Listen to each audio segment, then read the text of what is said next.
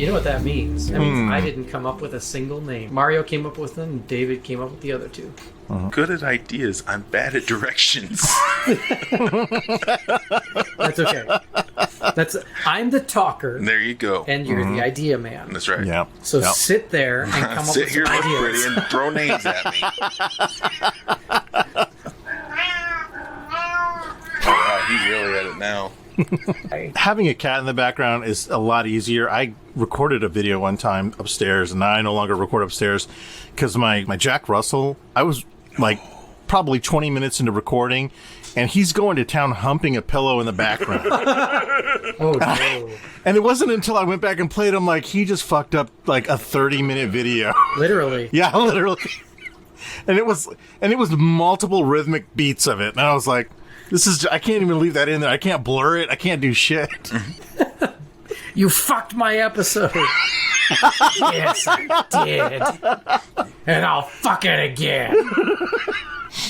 So, the Nomads, or the faction that we are designing that is being inspired by the Nomads of Cyberpunk RPG. Yeah. They are the outcasts of society. So not quite like the same kind of outlaw the Bionetics were. Nomads are basically Mad Max inspired. They roam the wasteland that exists outside the city. Yeah. And as we were looking at the map, it made sense for these nomads to kind of control faction-wise entrances and exits to the city. Oh, okay. Between wasteland and city. So you can still like move around in the city and stuff, but like the idea is that these nomads come from the wastelands. That's where they live. It's how they live. Kind of just outside the law, and not really adhering to the to regular society within the city. So family bonds are really important to them. Their ultimate goal is control of their territories and regulating or taxing anybody that's coming in and out of the city. So basically, they're just controlling the border.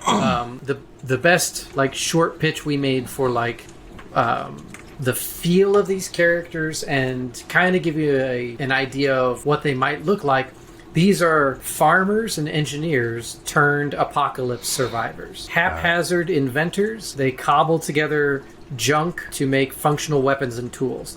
So they're dumpster divers that are self-made inventors and engineers. And they get by on anything that they can recycle and pull out of the trash. Nothing they make is synthetically produced. It's all they can find and put together. And didn't we want to say, too, that they had, like, since they were the closest to the singularity, the most versed in refining the crystal? Yes. Because they kind of have to survive on that. For themselves, So, tools are a much bigger focus than weapons for the Nomads. They, even though they're Mad Max inspired, they're not running around with like sawed-off shotguns. They'd be running around with like screwdrivers and power tools and maybe tools that could double as weapons, but they're not specifically combat focused. They're very focused on being engineers and repairmen and inventors, and kind of that feel to it. Their technology would be cobbled together not just from the technology of their era, but also like older 20th century and 21st century stuff.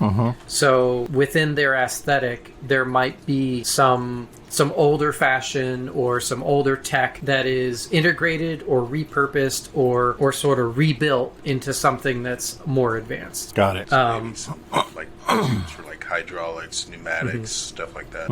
And as far as alien technology, they know how to deal with it. Probably, even though they don't have like fancy equipment to deal with it, they probably have the best understanding of the alien technology and how to use it. But again, they don't use it for insane weapons. They might find a piece of alien tech, put it in the middle of an encampment to help power one of their settlements or something like that. So got it. Okay. So it's all about the usefulness of it, and not so much the combat aspect. Obviously, they need some form of weaponry if they're going to be protecting the border and stuff, which is why I said like something that would double as a tool and a weapon would be really interesting to see. Body modification would be pretty rare for nomads, just because they don't really have the kind of facilities like the city does to replace parts. Right. But body mod would be, if it's necessary, you got shot in the leg and you gotta get your leg amputated and or arm something. wrenched off in a machine. You got to replace it with a hook or something. Yeah. So highly functional pieces. But I kind of had this idea of like their prosthetics should be made of parts that you would not make prosthetics of. Right. So like the pistons from an old car would be welded together to make a prosthetic leg. Or other car parts or other junk, just junk to approximate a prosthetic, something that feels a little more crude, a little bit more homegrown kind of thing. And a transition from flesh to technology would look pretty rough. Like the Bionetics would have, a clean line across the arm of where they surgically removed part of their arm. But, a nomad, like David said, get your arm caught in a machine and it gets all mangled. They try to save whatever part of the arm they can, but then that means like the seam might run all jagged and weird, motley, and not be a clean line straight across. They're just going to try and cauterize the wound all weird looking and then build it out from there, and it would look pretty rough. The attire that they wear is pretty straightforward. We don't have a lot of descriptive language around the things that the nomads wear, but things we thought about was a lot of accessories. So breathing apparatus, eye protection, they're out in the wasteland, so think desert gear, protection from the sun, protection from dust, potentially radiation. We don't know. We're not sure yet. We haven't done the history and the world building yet as much as we focused on just the factions first. Sure. Backpacks, tool belts, lots of pouches for holding things, rags, leather, discarded 20th century garb. So like it would totally be within the faction if you had like, an old graphic t-shirt that's got a bunch of holes in it, and then some kind of jacket or vest over that, or even like, what's obviously a graphic tee that's been like ripped up and like used for like, face protection or something like that. Okay,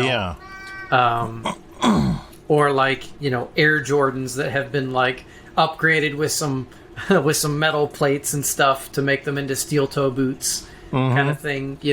It should feel like you went digging through the trash and then put together a post-apocalyptic costume kind of thing. That sounds cool. The aesthetic inspirations for this, obviously Mad Max, Fury Road would be a really great example of some costume work from that. But also movies like Mortal Engines is also a really good example of this. Not only for like what some of the characters wear and some of the fashion, but also the fact that it's like moving settlements. So it's like because they're nomadic, right? Whatever settlement they put together should be like a collection of vehicles that just moves across the wastes as like a unit. And then it can have pieces that like break off and just like in Mortal Engines. And then in the 1995 Judge Dredd with Sylvester Stallone, like out in the wastes, the cannibalistic family that lives out there. Oh yeah. And like and the one son that's got like metal head and metal spine and like the flesh looks like it's got a bunch of holes in it and stuff and looks really, really rough. It's that kind of feeling. Like that. Yeah. The look of that family in Judge Dredd is almost spot on for what we would consider sort of a futuristic nomad, but maybe not cannibalistic. Right. They don't have to be cannibals, and they don't have to be like inspired by Southern farmers like the Judge Dredd movie did. It can run the gamut of cultures. In fact, it should feel, in my opinion, very melting pot. Okay. What do you think, David? No, I totally agree. Yeah, very melting pot. Anybody that's considered an outcast. Exactly. Yeah, so it could be anybody. So those are like our sources of inspiration for these people. They're automatons, again, cobbled together from junk, unpredictable in behavior. The brain from 9, the Fix-Its from Batteries Not Included, Huey from Silent Running. I don't know if you guys have ever seen that. I could show you a picture of him. Yeah, look up Huey from Silent Running on your end, Mario. Okay. Huey, Silent Running. There were 3 robots, Huey, Dewey, and Louie. Gotcha. From the movie. Okay. They just yeah. Yeah, they're not really humanoid, but they are bipedal. Yes, God, I love these guys. And then look at that one. It's got a face in it. Damn. Yeah. They remind me of the Gonk droids. A little bit. Yeah. So they don't have to have a lot of human-like features, but they can. Like these are just options. But like the more human-looking ones, that would be a really good example of what these AI would look like. The robot us's from Bill and Ted.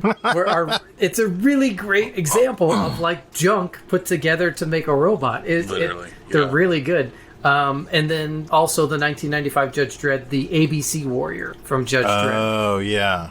Very clunky. You know, it looks manufactured though. So, but if you took that kind of frame and look of him and made it a little bit more junk inspired, then you might have something that's a little more similar to what's in my head. Okay, I got what you're saying. So it doesn't have to be human-like, but can be maybe a little bit on the creepy side, but definitely function. Like it's a farm tool that will also follow you around and like help you with things or something. You know what I mean? It's a walking toolbox. Yeah, it's a walking toolbox. That's what that's what its function should generally be. Gotcha. Got it.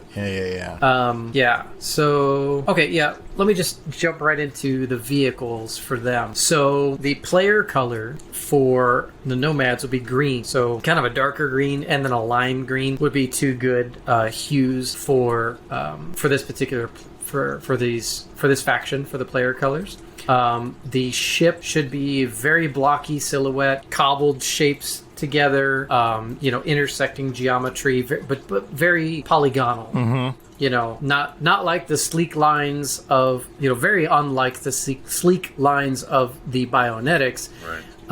But not quite the same as the angular look for the corporate either. This is like if you had to put together a pickup truck from 4 different trucks.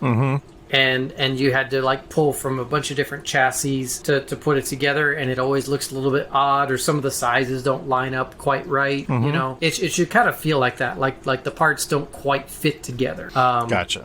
Any protrusion, like fins or wings, should be very I don't know how else to say this other than beefy. It should feel very like if it's got like a fin, it should feel more like a giant wide mohawk across the whole ship. Like it should feel integrated into the overall silhouette. We don't want it to look like a Star Wars starship with wings and fins. You know, we don't want it to look naval. We don't want it to look Air Force. You know, we want it to look like just what do you call it? Barge. Okay. A cyberpunk barge. That's the kind of ship that it should kind of feel like. A futuristic barge. Chonky. Yeah, okay. Chonky boy. It should be a chonky boy. The cockpit could be underneath or on the side, because the main purpose is cargo. So, like with the Bionetics, 30% of the ship is the engines. Well, for the Nomads, 30% of the ship, like a whole third of the ship, should just be the cargo space. Gotcha. Or maybe more, maybe 60%, like a 2/3 or something like that. Okay. For the 60-30-10 ratio. Yeah, because they're going to want to haul it off and take it back. So we could play with those proportions, like a ship that's like what would a 60% cargo look like versus a 30% cargo. Whereas like the corporate is like 10% cargo, and even the Bionetics are probably like 10% cargo. But so Nomads should be way bigger on cargo proportions as far as that is. Okay. It could even be like like a cargo carrier ship where you've got like all the containers in the middle, and then you have something that can pick them up and move them around, kind of thing. Some kind of arm attachment would also be good for tool, picking things up and being able to like pick up a whole vehicle and put it on their cargo so they can run off with it and break it down. Kind of have like an empty car like you would see on a train or something in the middle. Yeah. And everything should be like tools. No big cannons or weapons. Yeah. I mean, obviously it should have defenses, but that shouldn't be a main feature. Like if it has guns, it's probably going to be like a mounted gun already exists. It probably wouldn't be integrated into the ship. It would be, here's this machine gun that's stuck to the side. Right. And like somebody has to reach out the window and pull the trigger, like like very haphazard looking.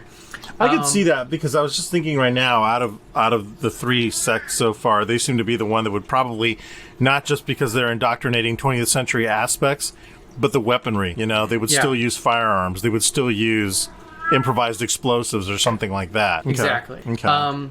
The outside of it should probably look, the overall silhouette is just blocky, but then, it can have various chassis panels of various colors and weathering.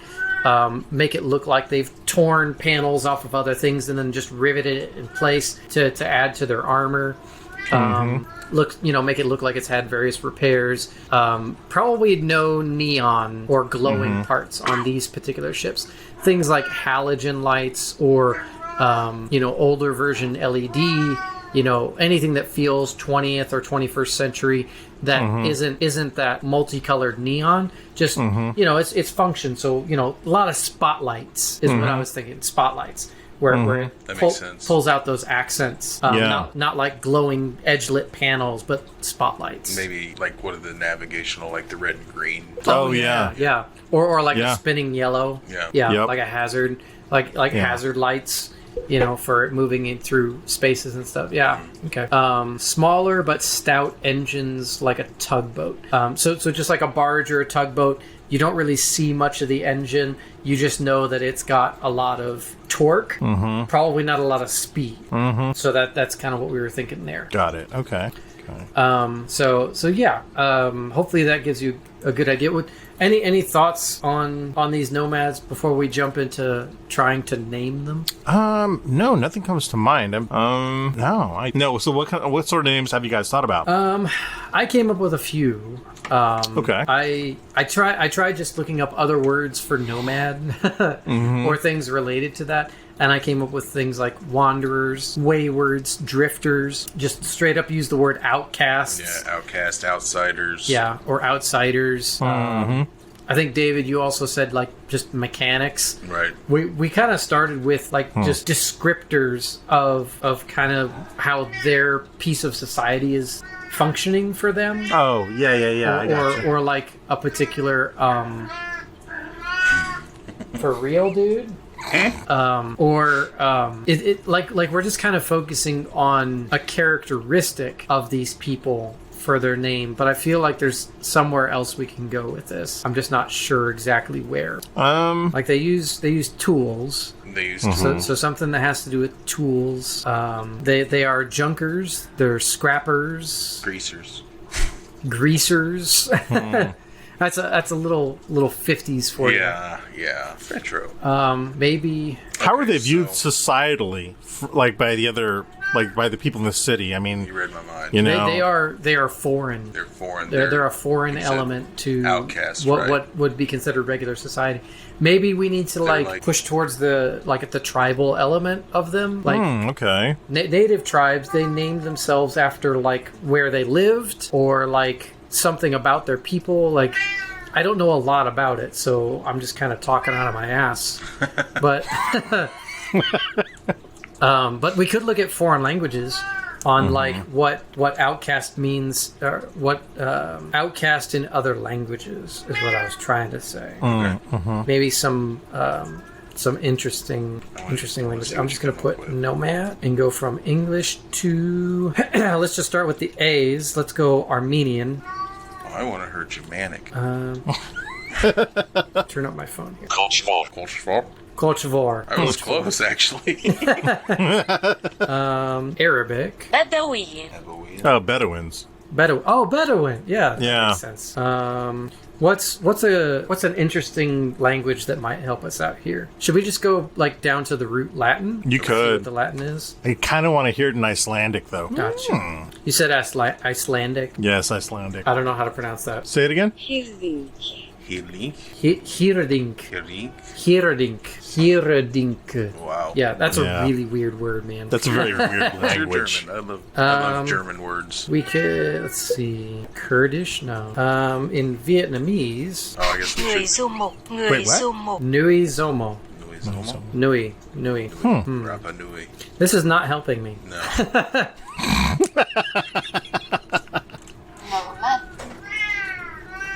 Oh, that's why you don't want to do it, because it's nomad. In German, really? Yeah, but yeah, the masculine for nomad in German is, I guess, nomade, or M-O-M. You can hit the little, I gotta turn my volume up. I was going to say, nomad Nomad. Yeah, Oh, right. Yeah. nomad. nomad. It's nomad. Nomad.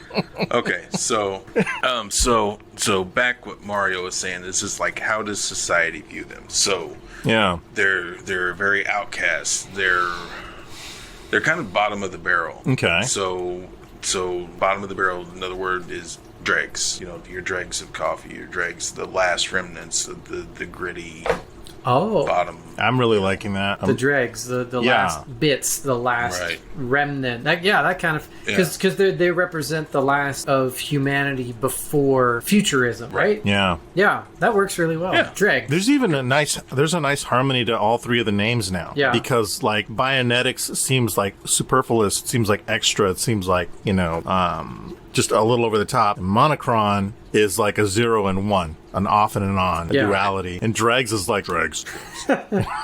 Simple. Pure. Yeah. Yeah, dregs. Yeah. Yeah, that's Is their good. tribal Okay. symbol just like a lowercase d? I mean, I'm gonna let you take an artistic license. yeah, each of these factions are going to need icons. Yeah. Okay. And we have a couple of ideas on that. Are you good to hear us pitch you on our ideas for like what the iconography of each of these factions is? Yeah, sure.